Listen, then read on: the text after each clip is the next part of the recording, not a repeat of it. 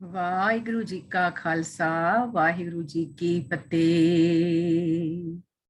ਇੱਕ ਓੰਕਾਰ ਸਤਨਾਮ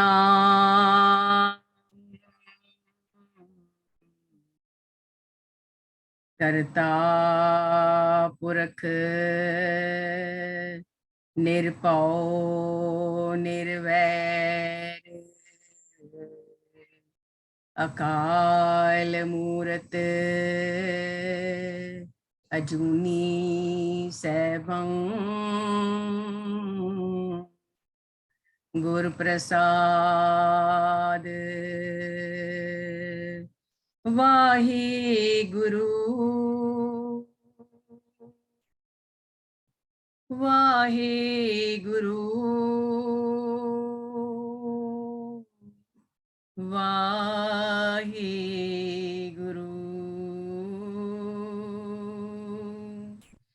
ਵਾਹਿਗੁਰੂ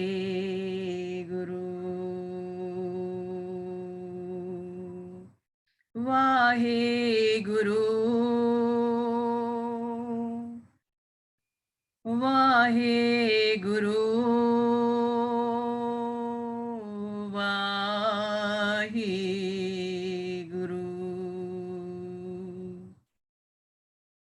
ਵਾਹਿਗੁਰੂ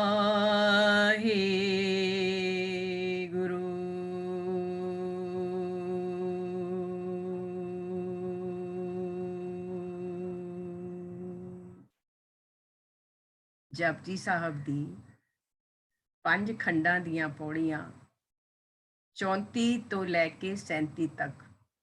ਆਤਮਕ ਮੰਡਲ ਦੀਆਂ ਪੌੜੀਆਂ, ਅਧਿਆਤਮਕ ਮੰਡਲ ਦੀਆਂ ਪੌੜੀਆਂ, ਸੁਰਤ ਦੀਆਂ ਪੌੜੀਆਂ, ਧਿਆਨ ਦੀਆਂ ਪੌੜੀਆਂ, ਅੰਦਰਲੇ ਖੰਡ ਦੀਆਂ ਪੌੜੀਆਂ।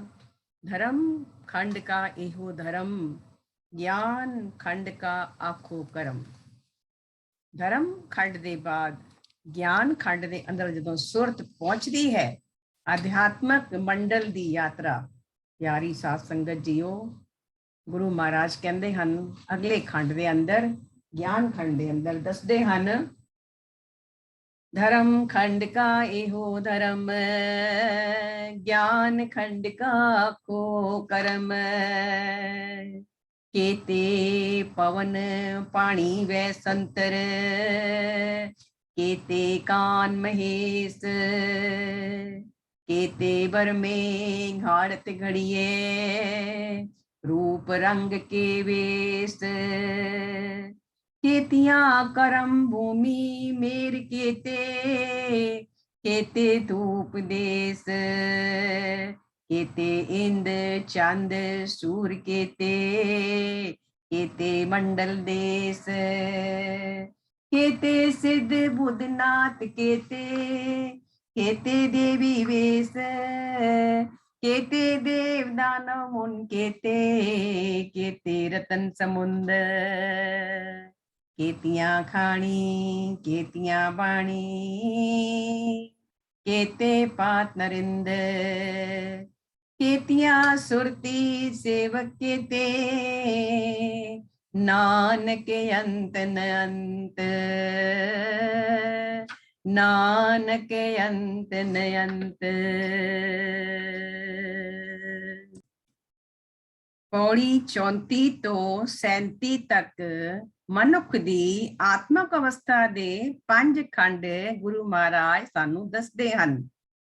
ਧਰਮ ਖੰਡ, ਗਿਆਨ ਖੰਡ, ਸਰਮ ਖੰਡ, ਕਰਮ ਖੰਡ ਅਤੇ ਸੱਚ ਖੰਡ। ਇਹਨਾਂ 4 ਪੌੜੀਆਂ ਵਿੱਚ 34 ਤੋਂ ਲੈ ਕੇ 37 ਤੱਕ ਇਹ ਜ਼ਿਕਰ ਹੈ, ਇਹ ਸਮਝਾਉਂਦੇ ਹਨ ਪ੍ਰਭੂ ਦੀ ਮਿਹਰ ਨਾਲ ਮਨੁੱਖ ਸਧਾਰਨ ਹਾਲਤ ਤੋਂ ਉੱਚਾ ਹੋ ਕੇ, 3 ਗਣਾ ਤੋਂ ਉੱਚਾ ਹੋ ਕੇ ਕਿਵੇਂ ਪ੍ਰਭੂ ਨਾਲ ਇੱਕ ਰੂਪ ਹੋ ਜਾਂਦਾ ਹੈ। ਪਹਿਲੇ ਮਨੁੱਖ ਦੁਨੀਆ ਦੇ ਵਿਸ਼ੇ ਵਿਕਾਰਾਂ ਤੋਂ ਪਰਤ ਕੇ ਆਤਮਾ ਵੱਲ ਦੇਖਦਾ ਹੈ, ਆਤਮ ਗਿਆਨ ਦੀ ਪ੍ਰਾਪਤੀ ਕਰਦਾ ਹੈ, ਆਤਮਾ ਵੱਲ ਝਾਤੀ ਮਾਰ ਕੇ ਸੈਲਫ ਇੰਟਰੋਸਪੈਕਸ਼ਨ ਕਰਦਾ ਹੈ। ਤਦ ਸੋਚਦਾ ਹੈ ਕਿ ਮੇਰੇ ਜੀਵਨ ਦਾ ਪ੍ਰਯੋਜਨ ਕੀ ਹੈ, ਮੈਂ ਇਸ ਸੰਸਾਰ ਤੇ ਕਿਉਂ ਆਇਆ ਹਾਂ, ਮੇਰਾ ਕੀ ਫਰਜ਼ ਹੈ। ਇਸ ਅਵਸਥਾ ਵਿੱਚ ਮਨੁੱਖ ਇਹ ਸਮਝਦਾ ਹੈ ਕਿ ਇੱਥੇ ਜੀਵ ਧਰਮ ਕਮਾਉਣ ਲਈ ਆਇਆ ਹੈ। ਧਰਮ ਦੇ ਕਰਮ ਕਮਾਉਣੇ, ਧਰਮ ਦੇ ਕਰਮ ਕਮਾਉਣੇ, ਇਹ ਅਸੀਂ ਧਰਮ ਖੰਡ ਦੇ ਅੰਦਰ ਸਮਝਿਆ। ਅਕਾਲ ਪੁਰਖ ਦੇ ਦਰ ਤੇ ਜੀਵਾਂ ਤੇ ਆਪੋ ਆਪਣੇ ਕਰਮਾਂ ਅਨੁਸਾਰ ਜੋ ਹੈ ਨਿਬੇੜਾ ਜਦ ਹੁੰਦਾ ਹੈ, ਜਿੰਨਾ ਗੁਰਮੁਖਾਂ ਉੱਤੇ ਅਕਾਲ ਪੁਰਖ ਦੀ ਬਖਸ਼ਿਸ਼ ਹੋ ਜਾਂਦੀ ਹੈ, ਉਸ ਦੀ ਹਜ਼ੂਰੀ ਵਿੱਚ ਸ਼ੋਭਾ ਦਿੰਦੇ ਹਨ। ਤਿੱਥੇ ਸੋਹਣ ਪੰਜ ਪਰਵਾਨ, ਨਦਰੀ ਕਰਮ ਭਵੇ ਨਿਸ਼ਾਨ। ਇਹ ਅਸੀਂ ਧਰਮ ਖੰਡ ਪੌੜੀ ਵਿੱਚ ਸਮਝਿਆ ਕਿ ਮਨੁੱਖ ਇਸ ਧਰਤੀ, ਇਸ ਧਰਮਸ਼ਾਲਾ ਤੇ ਧਰਮ ਦੇ ਕਰਮ ਕਮਾਉਣ ਆਇਆ ਹੈ। ਆਪਣੇ ਜੀਵਨ ਨੂੰ ਮਰਿਆਦਾ ਦੇ ਅੰਦਰ ਜਿਉਣਾ ਸਿੱਖਣ ਵਾਸਤੇ ਆਇਆ ਹੈ। ਮਰਿਆਦਾ ਕੀ ਹੈ? ਗੁਰੂ ਉਪਦੇਸ਼ ਦੇ ਨਾਲ, ਗੁਰੂ ਦੇ ਹੁਕਮ ਦੇ ਨਾਲ, ਗੁਰੂ ਦੀ ਬਾਣੀ ਦੇ ਨਾਲ ਆਪਣੇ ਜੀਵਨ ਨੂੰ ਮਰਿਆਦਾ ਦੇ ਅੰਦਰ ਢਾਲਣਾ, ਇਹ ਅਸੀਂ ਧਰਮ ਖੰਡ ਦੇ ਅੰਦਰ ਸਮਝਿਆ। ਔਰ ਉੱਥੇ ਜਦੋਂ ਸਾਰੇ ਜੀਵਾਂ ਦਾ ਕਰਮਾਂ ਅਨੁਸਾਰ ਨਿਬੇੜਾ ਹੋਏਗਾ, ਨਿਆਂ ਹੋਏਗਾ, ਤਾਂ ਪੰਜ ਪਰਵਾਨ ਉੱਥੇ ਸ਼ੋਭਾ ਪਾਣਗੇ, ਅਸੀਂ ਇਹ ਸਮਝਿਆ। ਪੰਜ ਪਰਵਾਨ ਕੌਣ ਹਨ? ਜੋ ਹੁਕਮ ਰਜ਼ਾ ਵਿੱਚ ਵਿਚਰਦੇ ਹਨ, ਜੋ ਪ੍ਰਭੂ ਦੇ ਗੀਤ ਪ੍ਰੇਮ ਨਾਲ ਗਾਉਂਦੇ ਹਨ ਤੇ ਸੁਣਦੇ ਹਨ ਤੇ ਮੰਨਦੇ ਹਨ, ਜਿਨ੍ਹਾਂ ਦੀ ਬੋਲੀ ਪ੍ਰੇਮ ਦੀ ਹੈ, ਜਿਨ੍ਹਾਂ ਨੇ ਬਾਣੀ ਨੂੰ ਧਿਆਨ ਨਾਲ ਸੁਣਿਆ, ਸੁਣ ਕੇ ਮਨਨ ਕੀਤਾ, ਐਸੇ ਪੰਜ ਪਰਵਾਨ ਹੀ ਉੱਥੇ ਸ਼ੋਭਾ ਦੇਣਗੇ। ਅਸੀਂ ਇਹ ਧਰਮ ਖੰਡ ਦੀ ਪੌੜੀ ਦੇ ਅੰਦਰ ਅਸੀਂ ਇਹ ਸਮਝਿਆ। ਜਿਉਂ-ਜਿਉਂ ਮਨੁੱਖ ਦੀ ਸੁਰਤ, ਜਿਉਂ-ਜਿਉਂ ਮਨੁੱਖ ਦੀ ਸੁਰਤ ਉੱਤੇ ਪਰਮਗਤ ਤੇ ਤੁਰਦੀ ਹੈ, ਉਹ ਇਹੋ ਜਿਹੇ ਵਿਚਾਰਾਂ ਨਾਲ ਜੁੜਦੀ ਹੈ, ਤਿਉਂ-ਤਿਉਂ ਉਸਦੇ ਅੰਦਰੋਂ ਸਵਾਰਥ ਦੀ ਗੰਢ ਖੁੱਲਦੀ ਜਾਂਦੀ ਹੈ। ਜਿਵੇਂ ਜਿਵੇਂ ਉਹਨੂੰ ਆਪਣੇ ਧਰਮ ਖੰਡ ਦੀ ਸੋਝੀ ਆਉਂਦੀ ਹੈ, ਉਹਦੀ ਸੁਰਤ ਗਿਆਨ ਖੰਡ ਤੇ ਪਹੁੰਚਦੀ ਹੈ ਕਿ ਇਸ ਜੀਵਨ ਦੇ ਅੰਦਰ ਮੈਨੇ ਧਰਮ ਖੰਡ ਕਮਾਉਣ ਤੋਂ ਬਾਅਦ ਗਿਆਨ ਖੰਡ ਅਵਸਥਾ ਤੇ ਪਹੁੰਚਣਾ ਹੈ। ਗਿਆਨ ਕੀ ਮਿਲਦਾ ਹੈ? ਗੁਰਬਾਣੀ ਦੇ ਉਪਦੇਸ਼ ਦੇ ਨਾਲ, ਹੁਕਮ ਨੂੰ ਸਮਝਣ ਦੇ ਨਾਲ, ਜੋ ਜਪਜੀ ਸਾਹਿਬ ਦੀ ਪਿਛਲੀ ਪੌੜੀਆਂ ਦੀ ਵਿਚਾਰ ਹੋਈ, ਉਸਨੂੰ ਸਮਝਣ ਦੇ ਨਾਲ, ਸੋਝੀ ਦੇ ਨਾਲ, ਜੋ ਅੰਦਰੋਂ ਇੱਕ ਗਿਆਨ ਪ੍ਰਾਪਤ ਹੁੰਦਾ ਹੈ, ਸੈਲਫ ਅਨੁਭਵ ਜੋ ਹੁੰਦਾ ਹੈ, ਸੈਲਫ ਐਕਸਪੀਰੀਅੰਸ ਜੋ ਹੁੰਦਾ ਹੈ, ਉਸ ਗਿਆਨ ਖੰਡ ਵਿੱਚ ਜਦ ਸੁਰਤ ਪਹੁੰਚ ਜਾਂਦੀ ਹੈ, ਉਸ ਦੀ ਵਿਚਾਰ ਇੱਥੇ ਹੁੰਦੀ ਹੈ। ਉਹਨੂੰ ਇਹ ਸਮਝ ਆਉਂਦਾ ਹੈ ਕਿ ਉਸਦੇ ਅੰਦਰੋਂ ਸਵਾਰਥ, ਸੈਲਫਿਸ਼ਨੈਸ ਜੋ ਹੈ, ਉਹ ਭਾਵਨਾ ਉਹਦੇ ਅੰਦਰੋਂ ਮੁੱਕਦੀ ਜਾਂਦੀ ਹੈ। ਪਹਿਲਾ ਮਨੁੱਖ ਮਾਇਆ ਵਿੱਚ ਸਮਝ ਰਹਿੰਦਾ ਸੀ, ਮਸਤ ਰਹਿੰਦਾ ਸੀ। ਪਹਿਲੇ ਮਨੁੱਖ ਮਾਇਆ ਦੇ ਅੰਦਰ ਮਸਤ ਰਹਿੰਦਾ ਸੀ ਔਰ ਉਹੀ ਸਮਝਦਾ ਸੀ ਕਿ ਮਾਇਆ ਨੂੰ ਹੀ ਮੈਂ ਮਾਣਨਾ ਹੈ, ਆਪਣੇ ਪਰਿਵਾਰ ਨੂੰ ਹੀ ਆਪਣਾ ਸਮਝਦਾ ਸੀ। ਹੁਣ ਇਹ ਜਦੋਂ ਗਿਆਨ ਹੁੰਦਾ ਹੈ, ਅਸੰਖਾਂ ਦੀ ਪੌੜੀਆਂ ਸਮਝ ਕੇ, ਅੰਤ ਦੀ ਪੌੜੀਆਂ ਸਮਝ ਕੇ, ਜ਼ੋਰ ਦੀ ਪੌੜੀਆਂ ਸਮਝ ਕੇ ਜਦੋਂ ਉਸਨੂੰ ਇਹ ਗਿਆਨ ਹੋ ਜਾਂਦਾ ਹੈ, ਤਾਂ ਹੁਣ ਗਿਆਨ ਦੀ ਹਨੇਰੀ ਆ ਜਾਂਦੀ ਹੈ।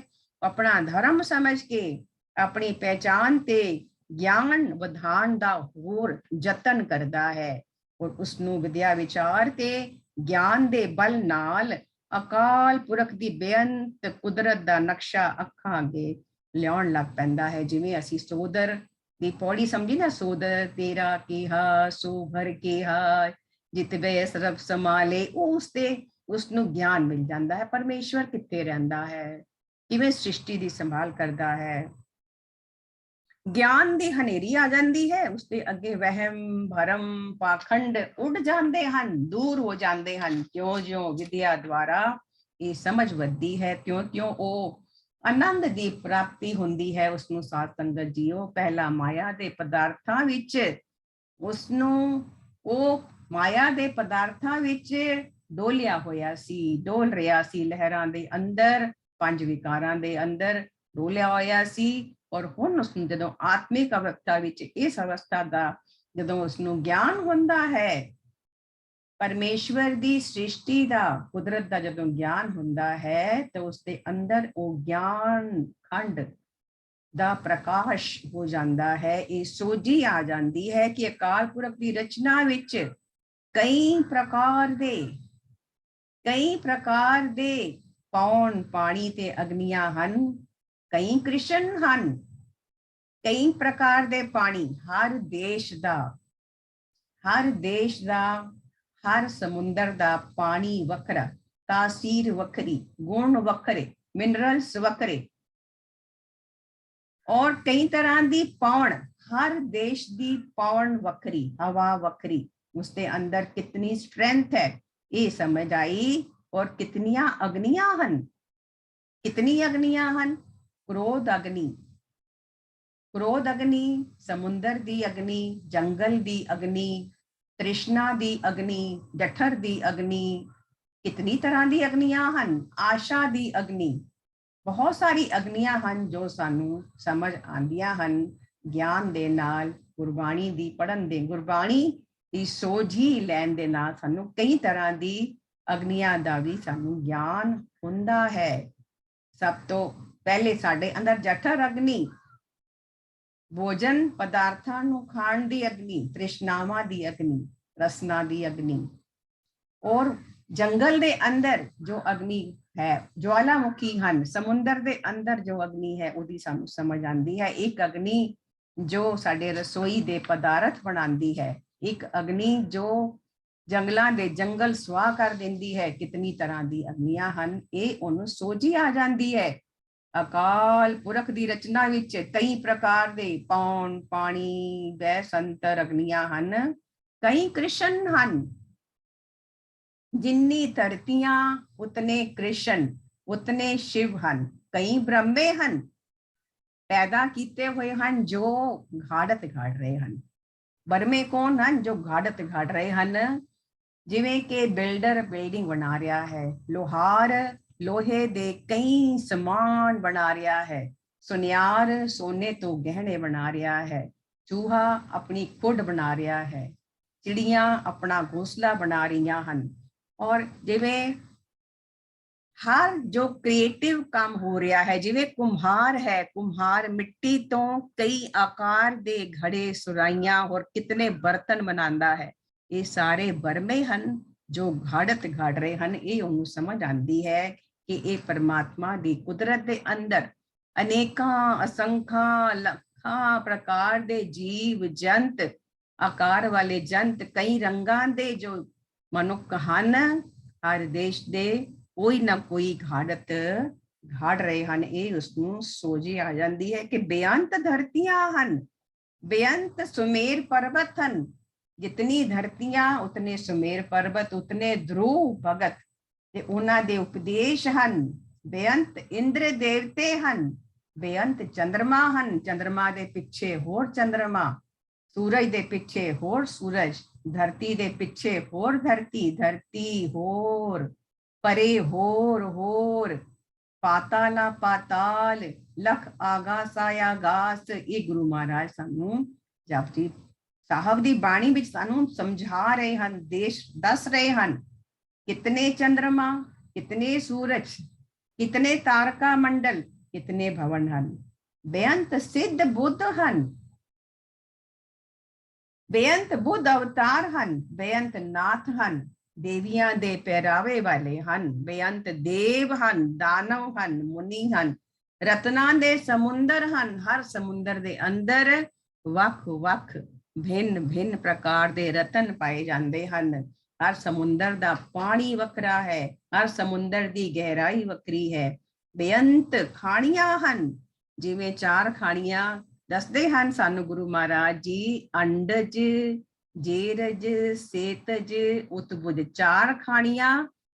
जितनी सारी धरतियां हन, उतनी धरतियां ते वो चार खाणियां दे असंख्या बेअंत अनगिनत जीव जंत हन।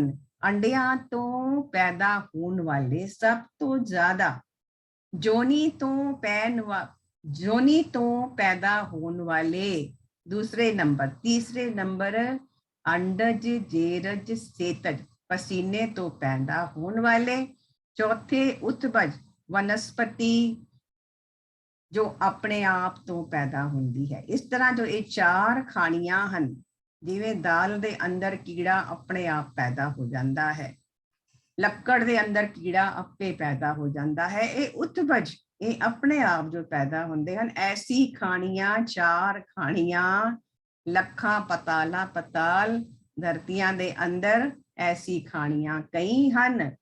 ਚਾਰ ਖਾਣੀਆਂ ਬੇਅੰਤ ਬਾਣੀਆਂ, ਹਰ ਦੇਸ਼ ਦੀ ਬੋਲੀ ਬਾਣੀ ਵੱਖਰੀ। ਜਿਵੇਂ ਸਾਨੂੰ ਬਾਣੀ ਸਮਝਾਉਂਦੀ ਹੈ, ਜੋ ਰਸਨਾ ਬੋਲਦੀ ਹੈ, ਬੈਖਰੀ ਸ਼ਬਦ ਮਿਲ ਜਾਂਦੇ ਹਨ।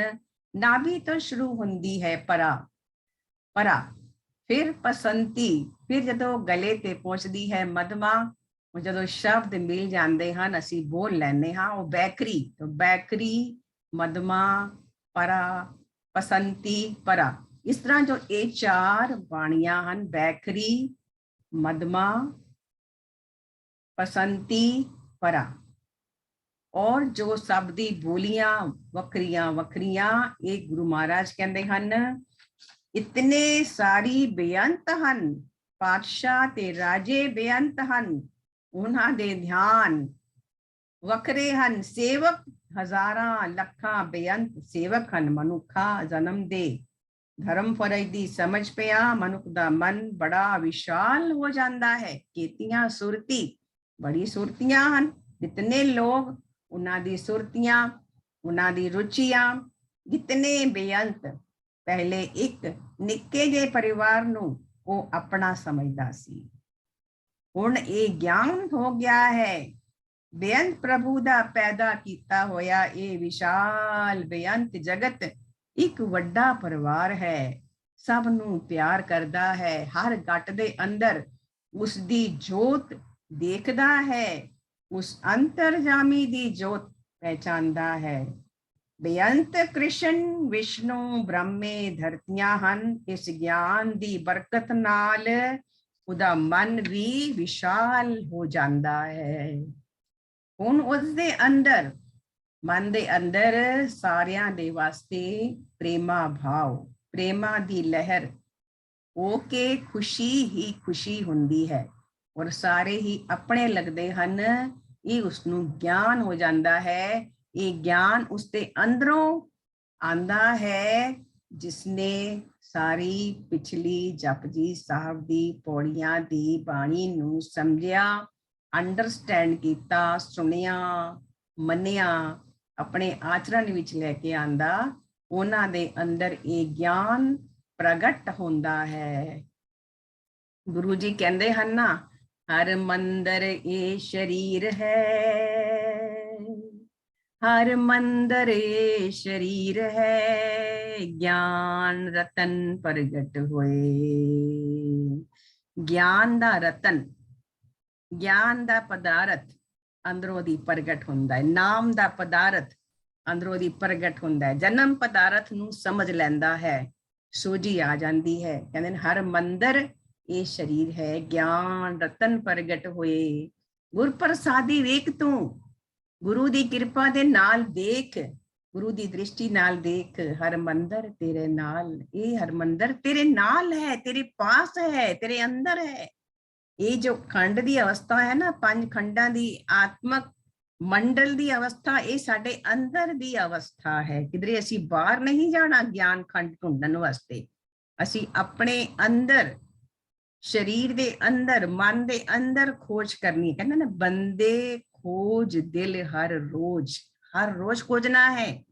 ਇਸ ਦੇ ਅੰਦਰ ਗਿਆਨ ਦਾ ਰਤਨ ਪ੍ਰਗਟ ਹੋਏਗਾ ਗੁਰੂ ਦੀ ਕਿਰਪਾ ਦੇ ਨਾਲ। ਕਹਿੰਦੇ ਹਨ ਹਰ ਮੰਦਰ ਸ਼ਬਦੇ ਖੋਜੀਏ। ਜਦੋਂ ਸ਼ਬਦ ਦੀ ਵਿਚਾਰ ਕਰਦੇ ਹਾਂ ਨਾ, ਤੇ ਅਸੀਂ ਉਸ ਹਰ ਮੰਦਰ ਨੂੰ ਆਪਣੇ ਅੰਦਰ ਖੋਜਦੇ ਹਾਂ। ਸ਼ਬਦ ਨੂੰ ਵਿਚਾਰ ਕੇ ਪੜ੍ਹਨਾ, ਉਸਦੇ ਉਪਦੇਸ਼ ਨੂੰ ਸਮਝਣਾ, ਦਰਸ਼ਨ ਕਰਕੇ ਪੜ੍ਹਨਾ। ਹਰ ਮੰਦਰ ਸ਼ਬਦੇ ਖੋਜੀਏ, ਹਰ ਨਾਮੋ ਲਿਹੋ ਸਮਾਨ। ਹਰੀ ਦੇ ਨਾਮ ਨੂੰ ਸੰਭਾਲ ਲੈ। ਗੁਰ ਪ੍ਰਸਾਦੀ ਵੇਖ ਤੂੰ, ਹਰ ਮੰਦਰ ਤੇਰੇ ਨਾਲ ਹੈ, ਹਰ ਮੰਦਰ ਤੇਰੇ ਨਾਲ। ਹਰ ਮੰਦਰ, ਹਰ ਮੰਦਰ ਸ਼ਬਦੇ ਖੋਜੀਏ। ਵਾਹਿਗੁਰੂ। ਹਰ ਮੰਦਰ ਸ਼ਬਦੇ ਖੋਜੀਏ, ਹਰ ਨਾਮੋ ਲਿਹੋ ਸਮਾਲ। ਵਾਹਿਗੁਰੂ, ਵਾਹਿਗੁਰੂ, हर नामो लिहो समाल। नाम की है वाहिगुरु दा नाम, उठदे बैठदे जपना, उस नाम ਨੂੰ ਆਪਣੇ ਅੰਦਰ ਧਾਰਨ ਕਰ ਲੈਣਾ, जिस नाम दे धारे सब कुछ इस सृष्टि ते खड़ा है। नाम के धारे, नाम के धारे ਅਸੀਂ ਵੀ ਆਪਣੇ ਅੰਦਰ ਨਾਮ ਨੂੰ ਧਾਰਨ ਕਰ ਲੈਣਾ। ਵਾਹਿਗੁਰੂ ਵਾਹਿਗੁਰੂ ਵਾਹਿਗੁਰੂ ਵਾਹਿਗੁਰੂ ਵਾਹਿਗੁਰੂ। ਇਹ 35 ਨੰਬਰ ਪੌੜੀ ਦੀ ਵਿਚਾਰ ਅਸੀਂ ਸਮਝੀ। ਅਗਲੀ ਜੋ ਪੌੜੀ ਹੈ ਸ਼ਰਮ ਖੰਡ ਦੀ, ਉਸਦੇ ਅੰਦਰ ਇਸ ਦੀਆਂ 2 ਲਾਈਨਾਂ ਉੱਥੇ ਵੀ ਹਨ। ਗਿਆਨ ਖੰਡ ਮੈਂ ਗਿਆਨ ਪ੍ਰਚੰਡ, ਤਿੱਥੇ ਨਾਦ ਬਿਨੋਦ ਕੋੜ ਆਨੰਦ। ਵਾਹਿਗੁਰੂ ਕਹਿੰਦੇ ਹਨ ਗਿਆਨ ਖੰਡ ਮੈਂ ਗਿਆਨ ਪ੍ਰਚੰਡ, ਇਹ ਵਿਸਮਾਦ ਦੀ ਅਵਸਥਾ ਹੈ।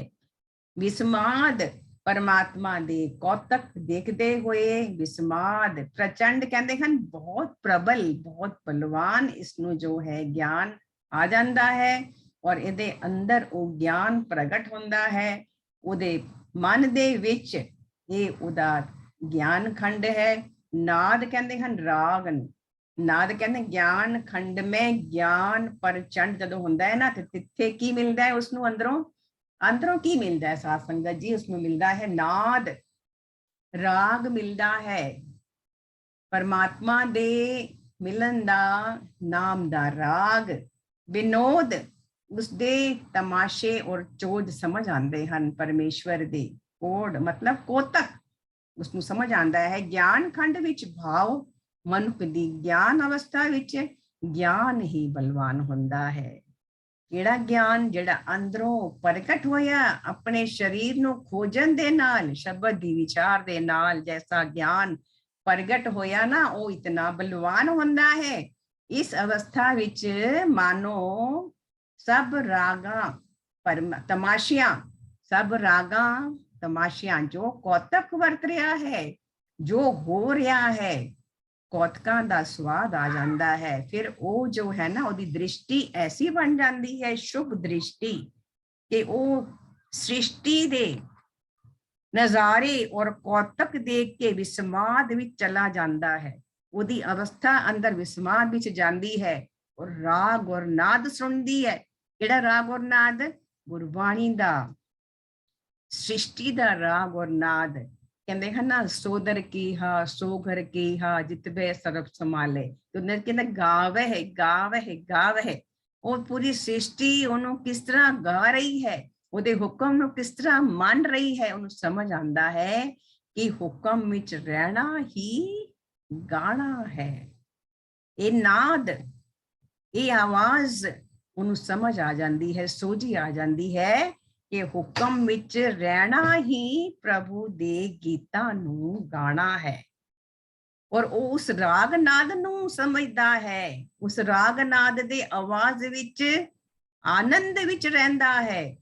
ਉਸਦਾ ਅੰਦਰ ਦਾ ਆਤਮਕ ਮੰਡਲ ਔਰ ਪਰਮੇਸ਼ਵਰ ਦੇ ਜੋ ਆਸ-ਪਾਸ ਸਭ ਕੁਝ ਹੋ ਰਿਹਾ ਹੈ ਨਾ, ਦਿਨ ਰਾਤ ਨੂੰ ਦੇਖ ਕੇ, ਸ੍ਰਿਸ਼ਟੀ ਨੂੰ ਦੇਖ ਕੇ, ਹਵਾ ਨੂੰ ਦੇਖ ਕੇ, ਪਾਣੀ ਨੂੰ ਦੇਖ ਕੇ, ਸਭ ਕੁਝ ਦੇਖ ਕੇ, ਸੂਰਜ ਨੂੰ ਦੇਖ ਕੇ, ਚੰਦਰਮਾ ਨੂੰ ਦੇਖ ਕੇ ਉਹਦੇ ਅੰਦਰ ਕੌਤਕ ਆਉਂਦਾ ਹੈ।